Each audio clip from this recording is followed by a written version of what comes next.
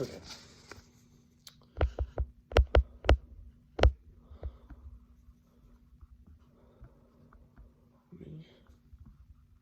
Don't know where my mouse is. Okay. So 33 seconds. Okay. Did you know that Mike Trout, center fielder for Los Angeles Lakers, has made around $130 million in 3 seasons? That compared to one of the greatest tennis players in the world, Roger Federer, has made only $103 million since he started in 1998. Federer, who has won 20 Grand Slam titles, which is the equivalent somewhat as Mike Trout winning the World Series 20 times. Today, I'm going to show you the ins and outs of tennis.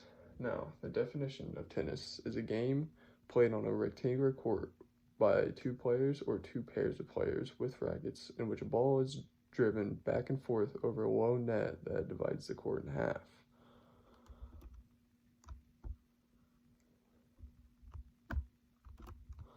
This is the court. This vertical dashed line is the net. Now, the net divides the court in half this way, and there's a line right here that somewhat divides the court horizontally.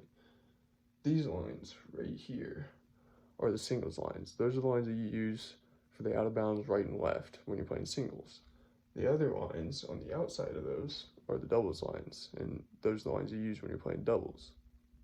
Now, this little rectangular box, there's 2 squares here and 2 squares here, each divided by the net, are the service boxes. We'll get on that later. And we'll get on the T line, the little notches off to the side, right here. Now, in tennis,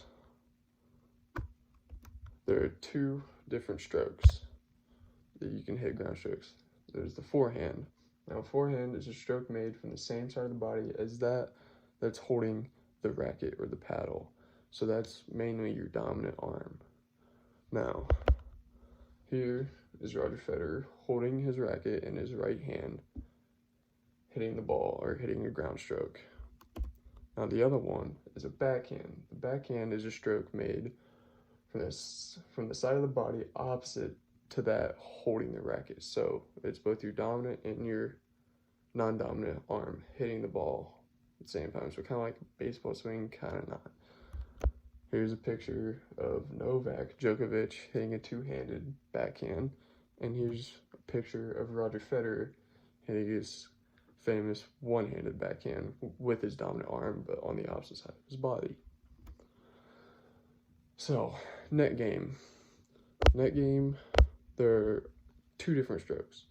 There is the overhead, in which you're hitting the ball over your head at the highest point that you can hit it at, straight down into the ground on the other side of the net. Or there's the volley. That's when it's about chest or head height with you, and you punch the ball with your racket.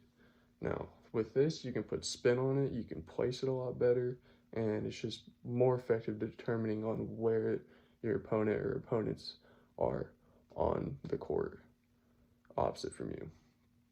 Now, serving. Serving is where we're going to get back to the court. So these are the service boxes right here. And then obviously I talked about the T lines. So you serve opposite of the court where you're standing. So say you're right here. You're going to serve across the court over into this box. And if it doesn't land in this box, it's out. Now, say you were serving over here. So you played this point out and now you're over here. You would serve into this box and it never switches at all. Now, there are different types of serves. There's the topspin serve, which is kind of like hitting an overhead, but you put topspin on it.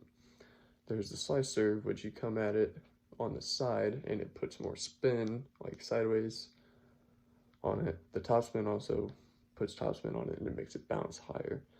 And then say you mess up your first serve, you get a second serve. And the second serve is most usually a softer serve to make sure you get it in and you don't lose the point, because if you miss both of them, you lose the point.